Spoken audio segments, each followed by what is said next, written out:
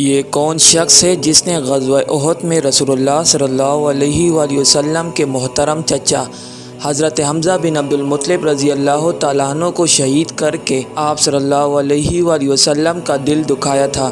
پھر جنگ یمامہ میں مسلمہ قذاب کو قتل کر کے مسلمانوں کے دلوں کو ٹھنڈا کیا۔ یہ ہیں حضرت واشی بن حرب حبشی رضی اللہ تعالیٰ عنہ، جن کی کنیت ابو دسمہ ہے۔ حضرت واشی رضی اللہ تعالیٰ عنہ کی داستان بڑی سنگ دلانہ اور دل دکھانے والی دردناک داستان ہے۔ آئیے ہم اس داستان کو انہی کی زبانی سنیں۔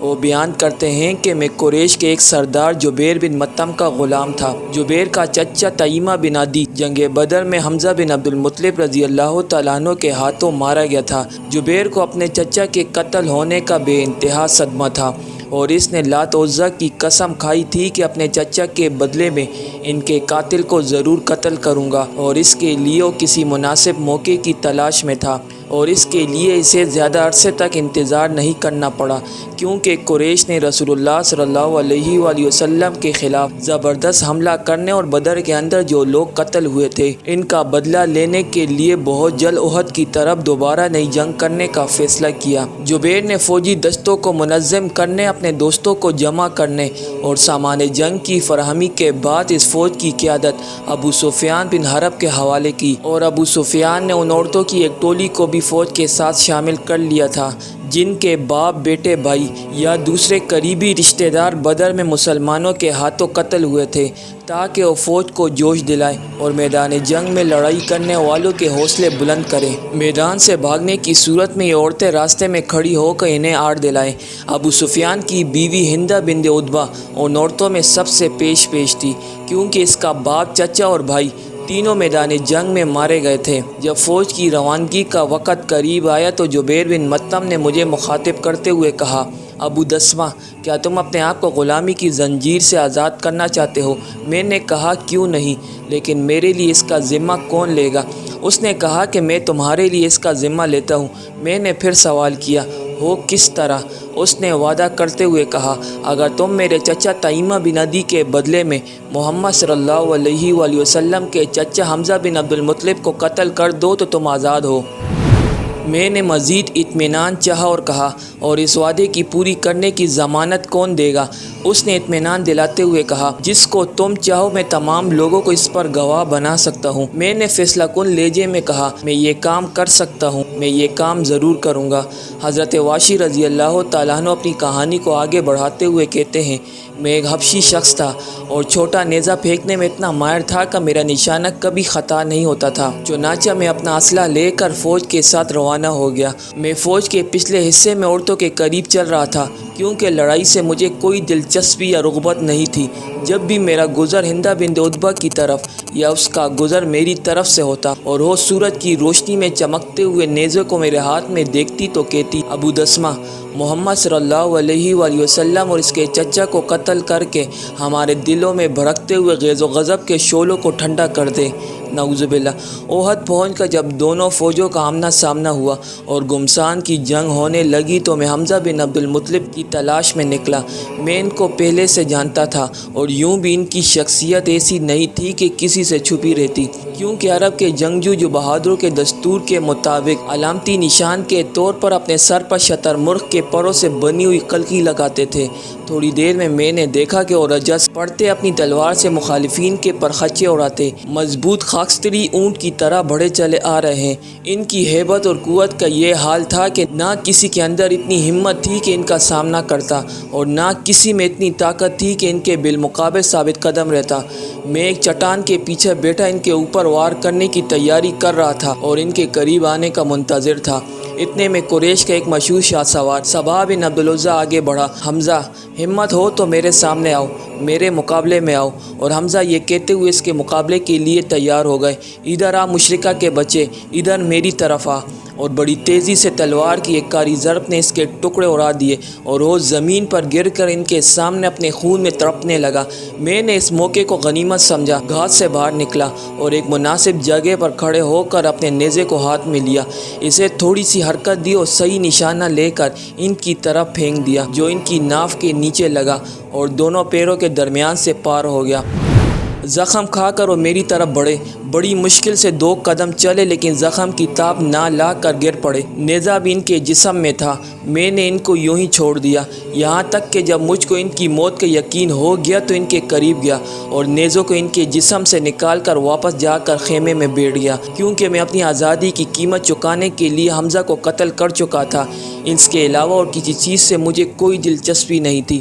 پھر جنگ اور طرفین کی طرف سے حملوں میں کافی تیزی آ گئی تو تھوڑی دیر بعد جنگ کا پھانسا پلٹ گیا، مسلمان لڑائی کی لپیٹ میں آ گئے، ان کے بہت سے آدمی شہید ہو گئے۔ اس وقت ہندہ بنت عتبہ اور اس کے ساتھ کی دوسری قریشی عورتوں نے مسلمان مقتولین کی لاشوں پر پہنچ کر ان کا مسئلہ کرنا شروع کر دیا۔ انہوں نے ان کے پیٹ چاک کر ڈالے، آنکھیں نکال لی اور ناک کان کاٹ لیے، پھر ان کاٹے ہوئے اعضاء کو دھاگوں میں پرو کر ان سے ہار اور بالیاں بنائیں اور انہیں اپنے گلوں اور کانوں کی زینت بنا لیا اور اپنے سونے کے زیورات نکال کر یہ کہتے ہوئے میرے حوالے کر دیے، ابو دسمہ یہ تمہارے ہیں، ان کو حفاظت سے رکھنا، یہ نہایت قیمتی ہیں۔ جنگ ختم ہو جانے کے بعد میں فوج کے ساتھ واپس مکہ لوٹ آیا اور جبیر بن مطعم نے اپنا وعدہ نبھاتے ہوئے مجھے آزاد کر دیا۔ میں آزاد تو ہو گیا لیکن میں نے دیکھا کہ رسول اللہ صلی اللہ علیہ وآلہ وسلم کی دعوت دین تیزی سے پھیل رہی ہے اور رسول اللہ صلی اللہ علیہ وآلہ وسلم کا دین دن دگنی رات چگنی ترقی کرتا اور ان کے ماننے والوں کی تعداد میں لمحہ بہ لمحہ اضافہ ہوتا جا رہا تھا، اور جوں جوں ان کا معاملہ مستحکم اور مضبوط ہو رہا تھا میری گھبراہٹ اور پریشانی بڑھتی جا رہی تھی اور حالات کا دائرہ میرے گرد تنگ ہوتا جا رہا تھا۔ مجھے اپنی جان کا خطرہ ہو گیا، میں انہی پریشان کن حالات میں گھرا رہا یہاں تک کہ وقت بھی آ گیا جب رسول اللہ صلی اللہ علیہ وآلہ وسلم اپنے عظیم لشکر کے ساتھ فاتحانہ طور پر مکے میں داخل ہو گئے۔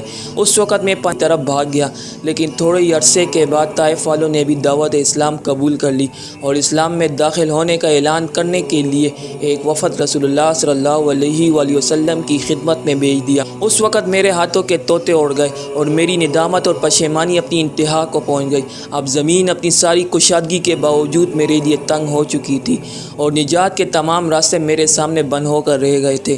میں اپنے دل میں سوچ رہا تھا کہ اب میرے لیے اس کے سوا اور کوئی چارہ نہیں کہ میں شام، یمن یا کسی اور ملک میں چلا جاؤں۔ میں اسی غم و فکر میں مبتلا تھا کہ میرے خیر خواہ نے ترس کھاتے ہوئے مجھ سے کہا، واشی اللہ تعالیٰ تمہارے حال پر رحم کرے، اللہ کی قسم رسول اللہ صلی اللہ علیہ وآلہ وسلم کسی ایسے شخص کو قتل نہیں کرتے جو ان کا دین قبول کر کے کلمہ توحید و رسالت کا اقرار کر لیتا ہے۔ اس کی یہ بات سنتے ہی میں رسول اللہ صلی اللہ علیہ وآلہ وسلم سے ملنے کے ارادے سے مدینہ منورہ کی طرف چل پڑا۔ وہاں پہنچ کر میں نے ان کا پتہ کیا۔ جب معلوم ہوا کہ اس وقت مسجد میں ہیں تو میں چپکے سے آنکھ بچاتے ہوئے مسجد میں داخل ہوا اور احتیاط سے چلتا ہوا ان کے پاس جا پہنچا اور بلند آواز سے پکار اٹھا، اشہد ان لا الہ الا اللہ واشہد ان محمدًا عبدہ ورسولہ۔ کلمہ شہادت کے الفاظ سن کر انہوں نے اپنی نگاہیں میری طرف اٹھائی اور مجھے پہچاننے کے بعد نظریں پھیرتے ہوئے کہا، کیا تم واشی ہو؟ میں نے خوف سے لرزتے ہوئے کہا، جی ہاں اے اللہ کے رسول صلی اللہ علیہ وآلہ وسلم۔ آپ صلی اللہ علیہ وآلہ وسلم نے میری طرف دیکھے بغیر فرمایا، اچھا بیٹھ جاؤ اور مجھے بتاؤ کہ تم نے حمزہ کو کس طرح قتل کیا تھا۔ حکم پا کر میں وہیں بیٹھ گیا اور شروع سے آخر تک حمزہ کے قتل کا واقعہ بیان کر دیا۔ جب میں اپنی بات پوری کر چکا تو آپ صلی اللہ علیہ وآلہ وسلم نے میری طرف سے اپنا چہرہ پھیرتے ہوئے فرمایا، واشی تم پر افسوس ہے، اپنا چہرہ مجھ سے پوشیدہ رکھنا، آج کے بعد سے میں تم کو نہ دیکھوں۔ اور اس روز سے میں اس بات کی پوری احتیاط کرنے لگا کہ نبی اکرم صلی اللہ علیہ وآلہ وسلم کی نگاہ مبارک میرے اوپر نہ پڑ سکے۔ چنانچہ جہاں تمام صحابہ کرام رضی اللہ تعالیٰ عنہ مجمعین آپ صلی اللہ علیہ وآلہ وسلم کے روبرو بیٹھتے تھے، میں اپنی نشست ہمیشہ آپ صلی اللہ علیہ وآلہ وسلم کے پیچھے رکھتا تھا جب تک رسول اللہ صلی اللہ علیہ وآلہ وسلم ہمارے درمیان رہے۔ میں اسی طریقے پر کاربند رہا۔ حضرت واشی رضی اللہ تعالیٰ عنہ اپنے سلسلہ بیان کو آگے بڑھاتے ہوئے کہتے ہیں، میں یہ بات اچھی طرح جانتا تھا کہ اسلام تمام پہلے گناہوں کو مٹا دیتا ہے، مگر اس کے باوجود جس ناپسندیدہ فعل کا میں مرتکب ہو چکا تھا اور جس زبردست مصیبت سے میں اسلام اور اہل اسلام کو دوچار کر چکا تھا، اس کی قباحت اور برائی کا شدید احساس مجھے شب و روز بے چین رکھتا اور میں ہر وقت کسی ایسے مناسب موقع کی تلاش میں رہتا جس سے فائدہ اٹھا کر میں اپنی اس غلطی کی تلافی کر سکوں جو مجھ سے پہلے زمانے میں ہو چکی تھی۔ رسول اکرم صلی اللہ علیہ وآلہ وسلم کے وصال ظاہری کے بعد جب مسلمانوں کی خلافت کی باغ دوڑ آپ صلی اللہ علیہ وآلہ وسلم کے ساتھی حضرت ابو بکر صدیق رضی اللہ تعالیٰ عنہ کے ہاتھ میں آئی اور دوسرے مرتدین کے ساتھ مسلمہ قذاب کے حامیوں نے بھی ارتداد کی راہ اختیار کی اور خلیفہ رسول صلی اللہ علیہ وآلہ وسلم نے مسلمہ سے جنگ کرنے اور اس کے قبیلے بنو حنیفہ کو اللہ کے دین کی طرف واپس لانے کے لیے ایک فوج تیار کی، تو میں نے اپنے دل میں کہا، واشی، اللہ کی قسم یہ تمہاری غلطی کی تلافی کا بہترین موقع ہے۔